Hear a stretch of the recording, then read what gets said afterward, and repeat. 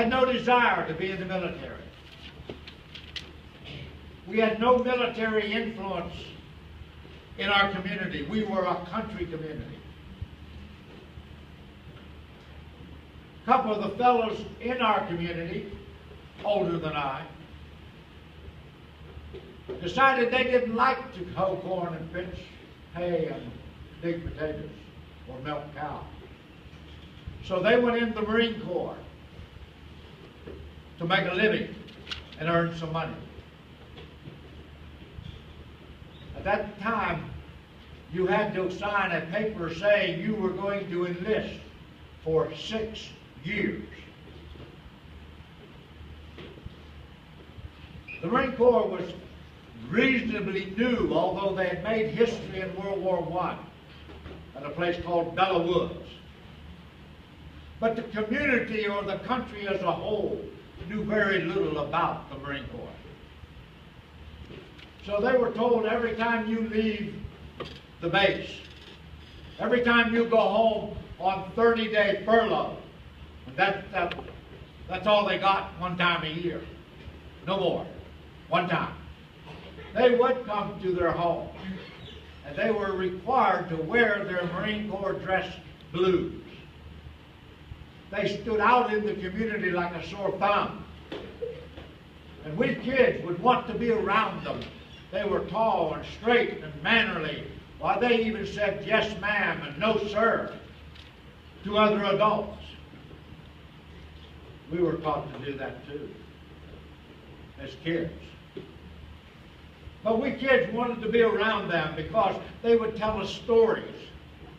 Most of it probably wasn't true, of big fights and battles that they'd had.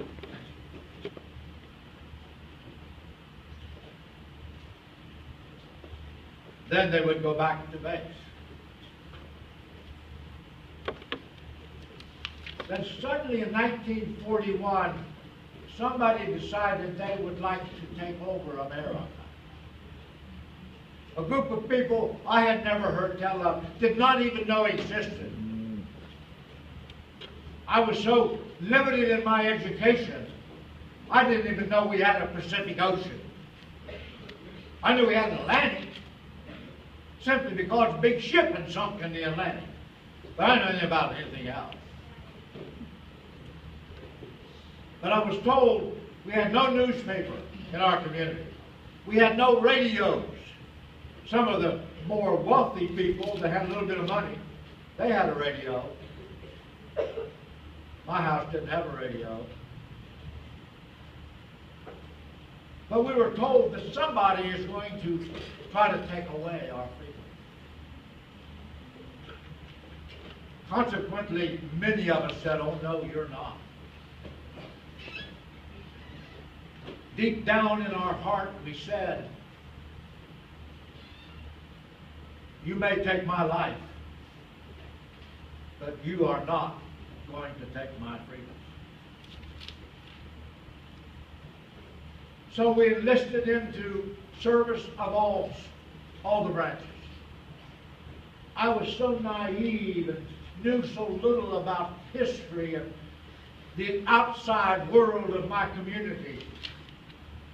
I thought all of us would just stay right here in the United States of America and just dare anybody, Japanese or anybody else, to try to come and take our freedom, because they ain't going to make it. I didn't know until I got in the Marine Corps and was ready to go to the South Pacific that I was going to have to go through some islands that I didn't know existed in order to protect my freedom.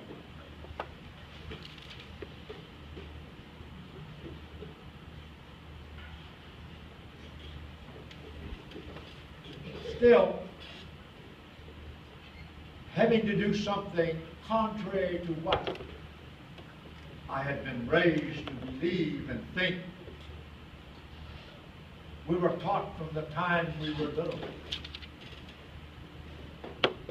You do not kill. You do not take life. of anything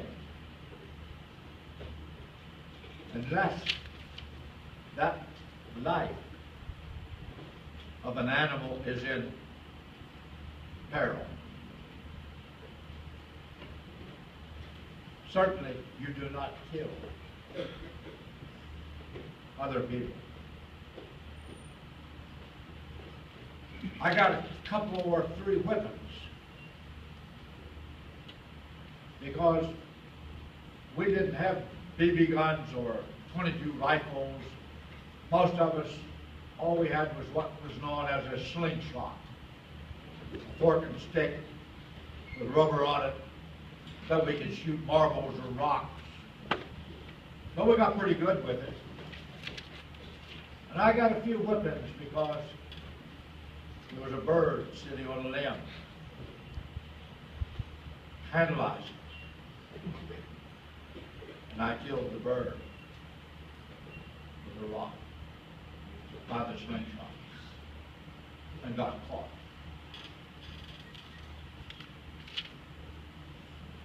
Then suddenly we go into the military. And from day one, we are taught and trained that if we're going to protect our freedom,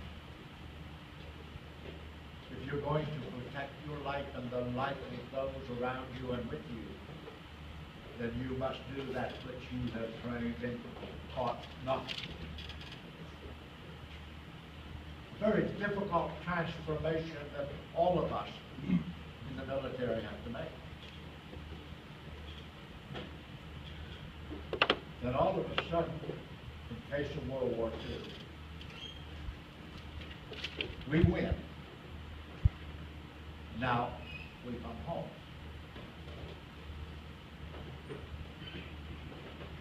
After having lost about 405,000 of us, and every one of those 405,000 has relatives, friends.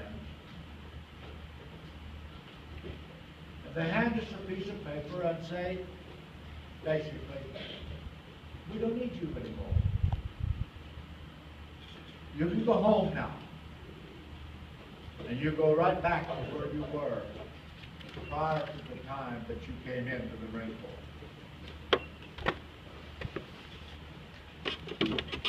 Very different and difficult transformation that has to take place. That's why so many of us and them have so much trouble readjusting to where we were before.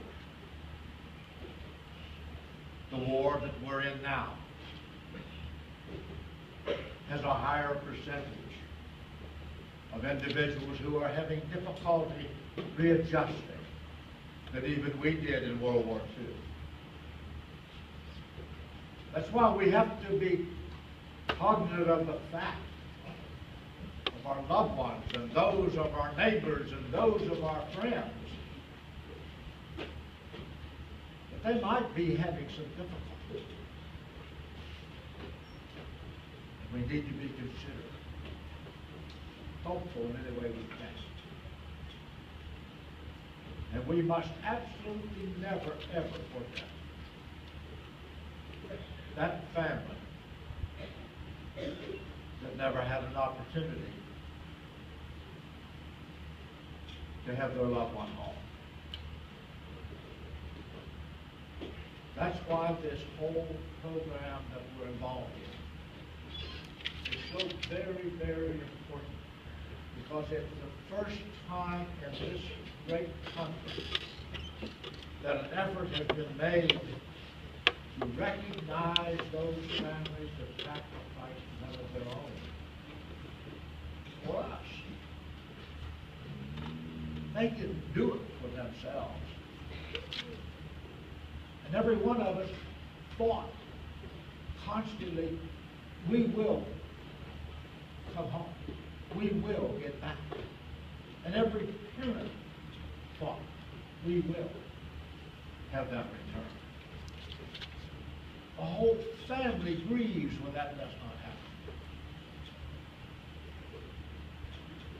I grew up with a young man, young boy, he and I were the same age basically. He was just tall and skinny and had long arms and long legs and a long body, and I got short arms and short legs and a short body. And we fought some, as kids do, but he could always whip me. I could never get the best of him. He could outdo me.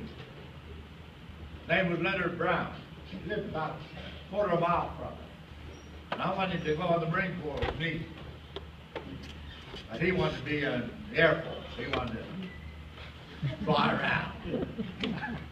I had no desire. I think I had been taught by my mother that if God intended us to fly, He would have given us wings. And so that's not for me.